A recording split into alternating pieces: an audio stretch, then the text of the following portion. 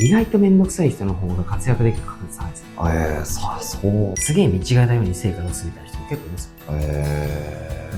多分上の人から見たらめんどくさかったんです。こんにちは。このチャンネルでは今の時代に通用する組織づくり、育成術など役に立つ内容をお話ししています。ぜひチャンネル登録をよろしくお願いいたします。今日もお願いします。お願いします。はい。ということで、今日ちょっとモンジにご相談したいのがですね、僕の会社のメンバーの中で、めんどくさい人がいるんですよ。ちょっとこう、性格上に難があるというか、仕事上のスキルはあるんだけど、難癖言ってきたりとか、仕事ができるがゆえに、性格が気曲がってるみたいな人が何人かいて、そういう人をどういうふうに扱ったらいいのかっていうところをちょっと今悩んでいて、その辺ちょっとモン社長今までの経験とかも踏まえて、こういうふうにしたらいいんだよみたいなのがあればぜひ教えていただきたいなと思っています。はいはいはい。管理職からですね、ちょっとややこしい社員がいるんですみたいな。はい。要は上司から見たら、なんか思ったように二つ返事で言うこと聞いてくれないし、まさにそういう人ですね。なんかいろいろね、なんか指示を出したりとか、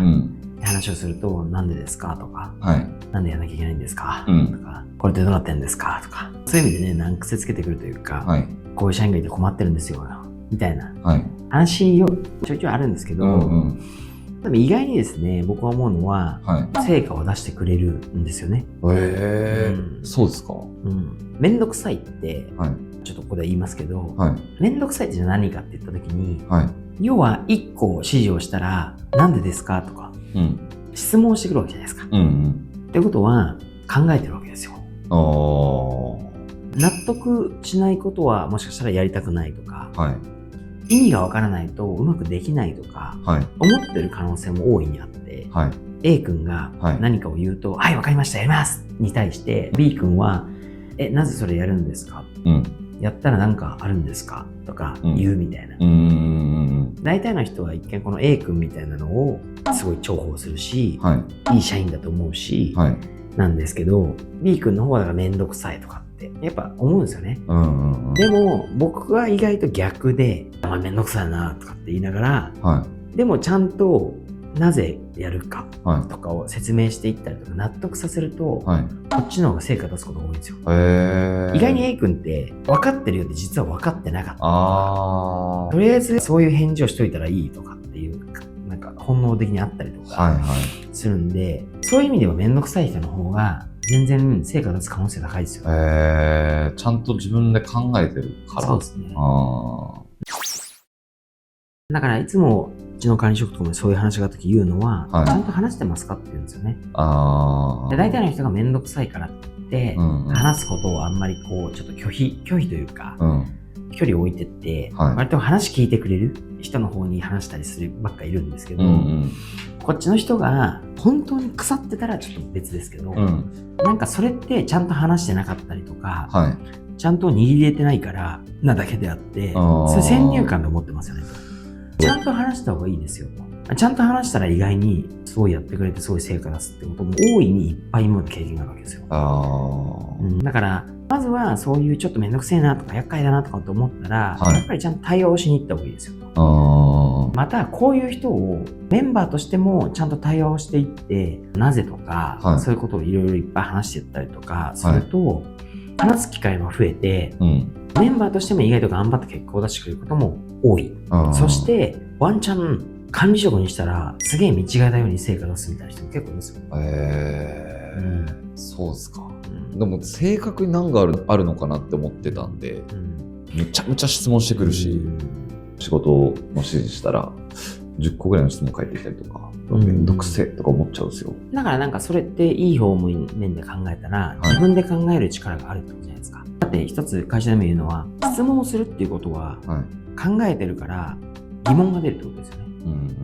その可能性はもうあるわけですよ。質問してる時点で。それ全然別に正確に何があるかどうかじゃないですよね。それがなんか管理職、上司が嫌いすぎて、嫌がらせのようにへりくつばっかり言ってるとか、そういうのもあるかもしれないですよ。でも逆にへりくつも考えてないと言えないんですよ。それって一見そう下手したら地頭いいんですよ。だから正しい方向に向けてあげた瞬間にめちゃめちゃ活躍するっていう形が大いにありますよね。それをいい方向に変えられなかったら当然、ダメな場合もあるんですけど、意外とめんどくさい人ほど活躍する可能性があってどっちかというと僕もそうだったんですよ。あ、そうですか。なんか反抗はしないけど、やっぱり質問を昔は結構したんですね。なんでそうやってやるんですかとか、こっちの方が良くないですかとか、多分上の人から見たらめんどくさかったと思います。それって、その上司の仕事の振り方が雑だからとかじゃなくて、だからそういうのっていうのは、例えばじゃあ雑だっていうことにネガティブな感情があるじゃないですか。それはなんか反抗みたいな話に近いかもしれないですけど、まあでも別に雑とかそういうんじゃなくて、どこまでやったら丁寧な質問、説明なのっていう話も人によって変わるわけですよ。そこじゃない気がするんですよね。ちゃんととにかく質問をしてるってことはそういうことだから、シンプルにわからないと思ったことを聞いてるだけとか、逆に気づくとか、考えてるとか、へりくつを言うにも、地頭がいいとか、やっぱりいろいろあるわけですよ。なるほど。だから能力は多分高いんですよね。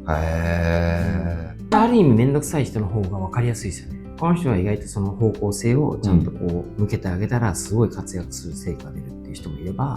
方向性向けられなくてそれこそひねくれるとか反抗的だとかってなってチームの方を乱すっていう人もいますし、逆に分かりやすいですよ。いつもはいはいはいって言ってる人の方が分かんない。それはそれでそういう人のタイプだったりとか、そこに当てた役割とかで活躍してくれれば別にいいですけど、でも管理職としては意外とめんどくさい人の方が活躍できる確率高いですね。自分で考えられるから。そっか。僕からのアドバイスとしては、そういう人って、一つはやっぱりその先ほども言ったように上司から見たらとか、周りの人から見たらとか、煙たがられる気質があるんですよ。でもそういう先入観とか主観に惑わされずに、ちゃんとよく聞いといてるんですよ。どういう質問してるかとか、やりとりとか、同僚とか、周りの同じチームメンバーがそういう人がいるとしたら、ちゃんと聞いといた方がいいですね。主観に騙されずに。自分が上司だとしたら、こいつめんどくさいなと思わずに、めんどくさいかもしれないけど、ちゃんと対話する。手間もかかるけど、その分、結果出してくれる可能性がある。なるほど。だから、なんか一般的なその主観には、ちょっと騙されずに、ちゃんと聞いたりとか、判断をしたり、対応した方が、僕はいいと思うんですよね。いやーでも対話を避けてましたね、僕。そういうことができるように逆に上司としてもですよ。そういう一見めんどくさいと言われる人とか、一見ね、厄介だみたいに思われる人を逆に活躍させて結果を出させることができたら、その上司も優秀じゃないですか。メンバーとしてもそういう風に客観的に見れたら、メンバーの視点でもこいついい視点持ってるなって思われる可能性もありますし。確かに。重宝できる存在になり得る可能性が大いにあるってことですね。全然ありますよね。そういう時に会社の中で例題で言うのは、ルーキーズとかで、アニヤ君が最初はめっちゃ不良でめんどくさそうで、扱い大変じゃないですか。で大体ああいう人を敬遠するわけですよ。もう無理だよ、あんなやつみたいな。でもそれを正しい方向に導いてあげたら、その能力の使い方を正しい方向に使ったらめっちゃ活躍してくるわけじゃないですか。確かに。あんなのがいい例ですよね。確かに。なるほどね。だからポイントとしてはとにかく、周りの判断とか、それを踏まえた自分の主観とか、固定概念に騙されずに、冷静に見た方がいいですよね。なるほど、なるほど。ちょっと僕らの先入観とか、まずはそこをなくして、対話をしてみるところからってことですよね。あとはまあ、そういう人は意外と、だからみんながそう思うように、今までもそう思われてきたりとかして、若干ひねくれちゃってる人もいるわけですよ。どうせね、俺が言ったってとか、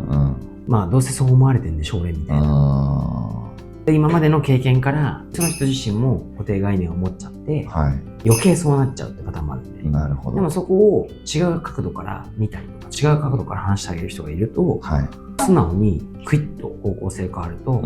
お前あんだけ昔ひねくれてたのにとかっていますよ、いますよ。面白いな。ありがとうございます。意外とめんどくさい人ほど活躍する可能性がありますと。問題社員になりそうな人が成果を出すんですと。なので、とにかく先入観にとらわれず、冷静にその人がめんどくさいと思われる理由とか、言動とかっていうのを公平に判断してですね、